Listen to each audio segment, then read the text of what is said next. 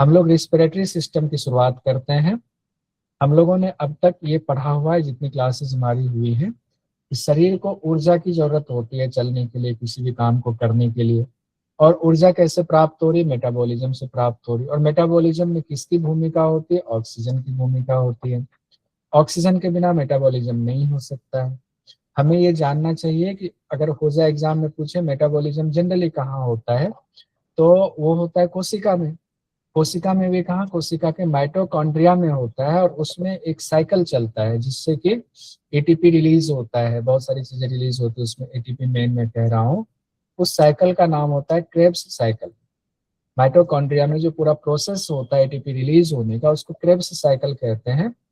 Krebs cycle से ATP release होता है, एटीपी बनता है, आप ये कह सकते हैं। एटीपी वो कहाँ बन रहा है? माइटोकॉन्ड्रिया में, क्रेब्स साइकिल के द्वारा। मुख्य बता रहा हूँ, मैंने कोशिश की इसको इंग्लिश में भी लिखने की।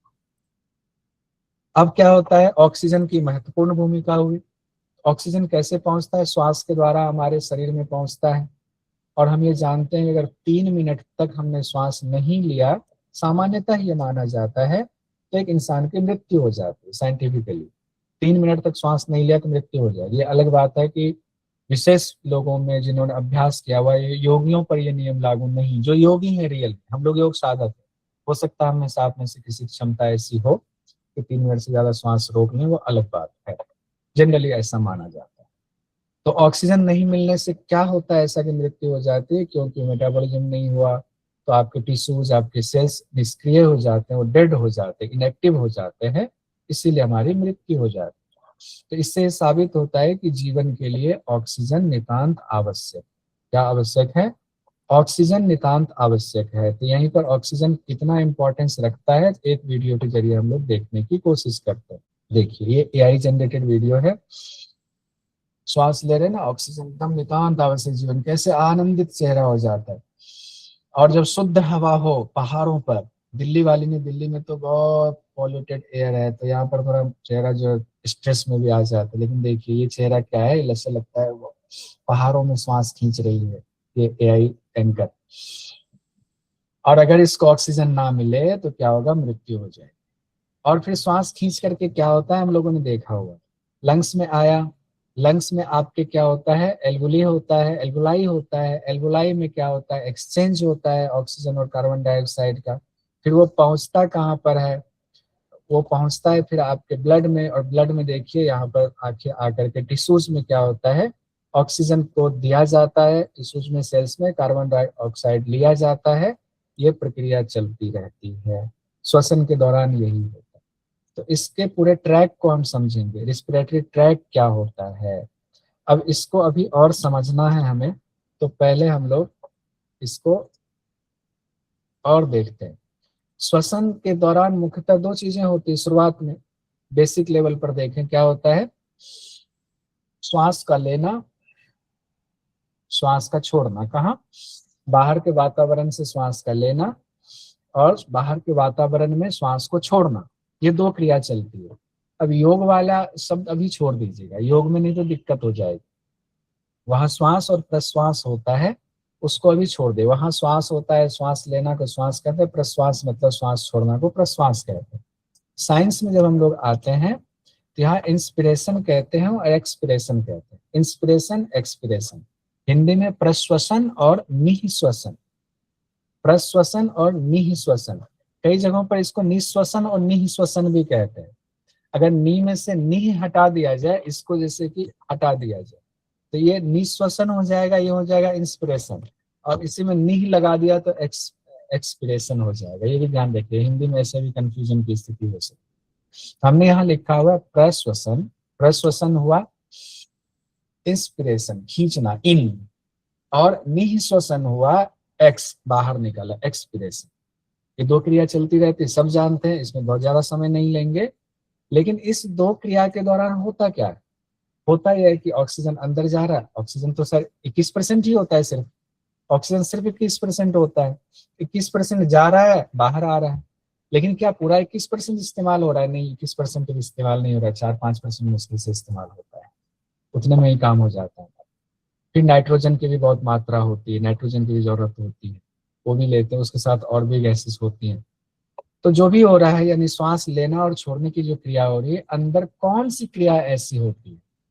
तो दो प्रक्रिया चलती है, उस दो प्रक्रिया का नाम है, यहाँ से क्वेश्चन आपका बनेगा।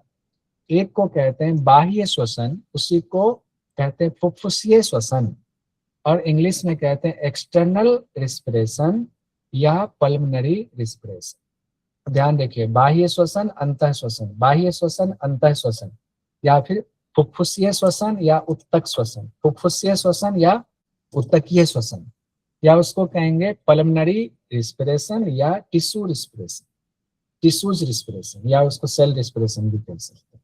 External, internal. अब एक्सटर्नल का मतलब ये बाहर से नहीं है, अंदर में भी एक्सटर्नल और इंटरनल हो रहा है। यहाँ जो बाह्य श्वसन का तात्पर्य है, इसमें फेफड़े में जो आपके वायु कोष होते हैं, जिसको अल्वोलाई कहते हैं, छोटे छोटे गोल गोल गोल गोल होते हैं, अभी हम लोग उसको अच्छे से पढ़ेंगे। फेफड़े में छोटे छोटे छोटे छोटे कोष होते हैं, कोष होते हैं, सैक होते हैं। उस कोष में जाकर के वहां तक ऑक्सीजन पहुंचता है, वायु लिया वहां तक पहुंचता है, और ब्लड की जो कैपिलरीज है वो वहां तक, वो मुंह खोले खड़ी है, वो वहां से कार्बन डाइऑक्साइड छोड़ देती है, मुंह खोला, लो कार्बन डाइऑक्साइड, और यहाँ से जो ऑक्सीजन गया उसको भक से पकड़ लेती है। तो ये वहां एक्सचेंज होता है, कहाँ पर? फेफड़े में जो ये वाला एक्सचेंज होता है, इसको हम लोग कहते हैं पल्मनरी रिस्पिरेशन या बाह्य श्वसन या एक्सटर्नल रिस्पिरेशन। लेकिन वो लेकर के कहाँ जा रही हो कैपिलरीज? वो लेकर के फिर जाएंगी, कल हम लोग रिस्पिरेशन में वो उसमें सर्कुलेटरी सिस्टम में पढ़ चुके हैं। वो लेकर जा रही कहाँ पर? कोशिका के पास में या उत्तक के पास में आप कह लें। वहां पर जो क्रिया हो रही है मेटाबॉलिज्म के लिए, जो वहां ऑक्सीजन की जरूरत है, और वहां जो कार्बन डाइऑक्साइड निकला हुआ उसको पकड़ेगा, फिर वहां पर इसी ऑक्सीजन को यहाँ मुंह में पकड़ा है, वहां जाके छोड़ेगा, वहां कार्बन डाइऑक्साइड को पकड़ लेगा। ये जो क्रिया हो रही है इसको कहते हैं, जो टिश्यूज के पास हो रही है, इसको अंतः श्वसन कहते हैं, इसी को उत्तकीय श्वसन कहते हैं, यानी इंटरनल रिस्पिरेशन कहते हैं, या टिश्यू रिस्पिरेशन कहते हैं। इसमें कोई दिक्कत? कोई दिक्कत नहीं।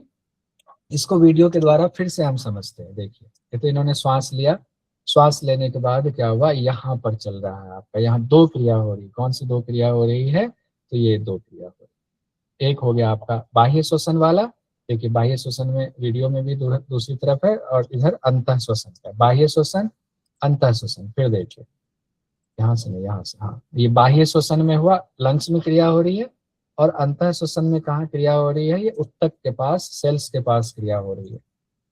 चीजें क्लियर हैं? यहाँ एल्वोलाई में हो रही है एक्सचेंज, एल्वोलाई और रक्त केशिकाएं, ब्लड कैपिलरीज में, और यहाँ पर टिश्यूज, सेल्स और ब्लड कैपिलरीज में यहाँ पर एक्सचेंजेस हो रहे हैं।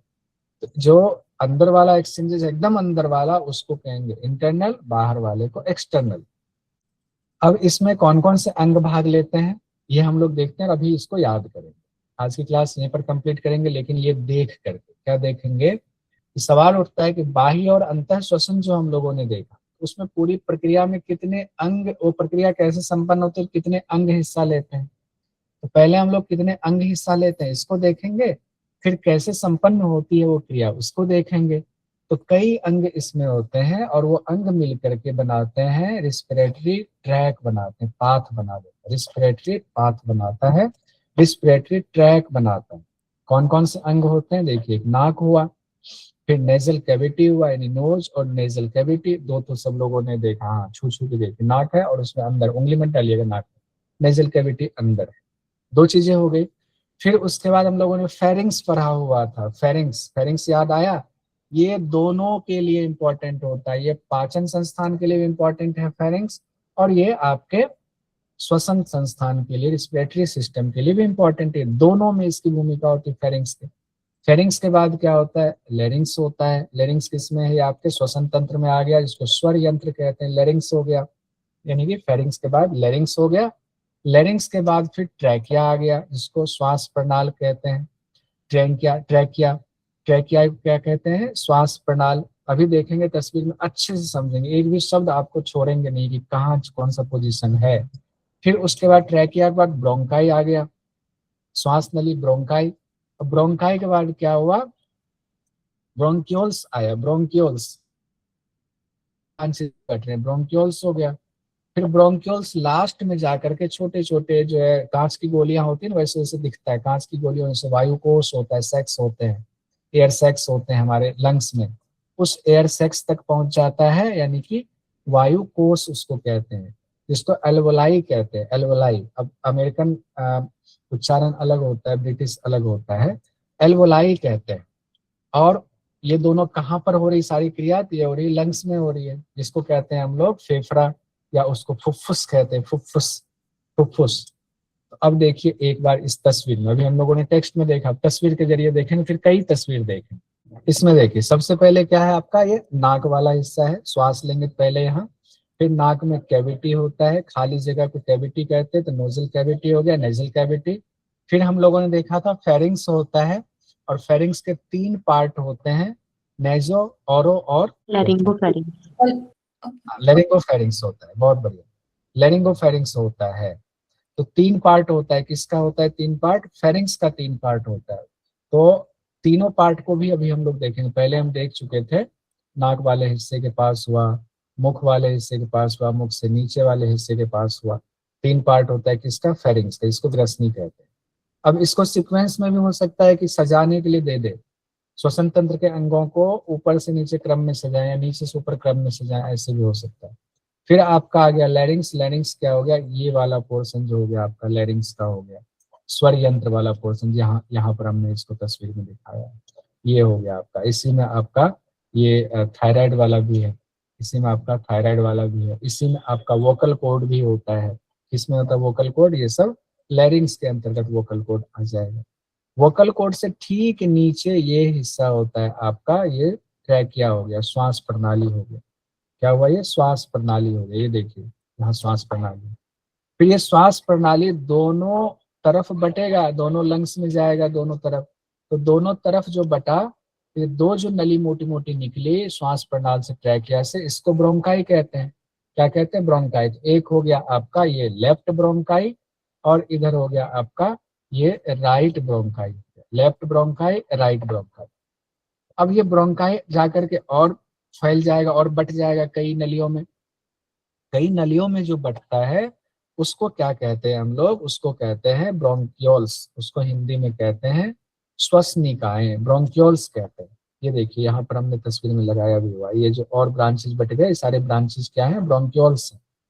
ब्रोंक्यूल्स में भी एयर पास हो रहा है, और पास होकर के फाइनली कहाँ जा रहा है, वो जा रहा है एल्वेलाई में।